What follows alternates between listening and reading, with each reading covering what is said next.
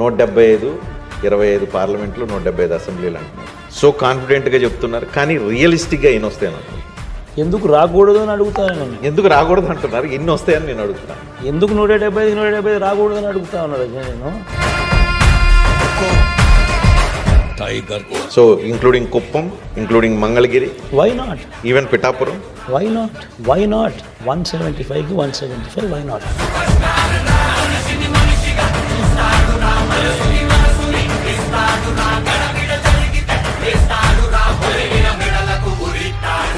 జగన్ ఉంటే వాళ్ళ పిల్లల చదువులు బాగుపడతాయి, జగన్ ఉంటే వాళ్ళ భవిష్యత్తు బాగుపడుతుంది, జగన్ ఉంటే లంచాల వివక్ష లేకుండా డీబీటీ పాలన జరుగుతుంది, జగన్ ఉంటేనే, జగన్ కొనసాగితేనే పథకాలన్నీ కూడా కొనసాగుతాయి. మరి ఇన్ని మంచి ఉన్నప్పుడు వై నాట్ 175?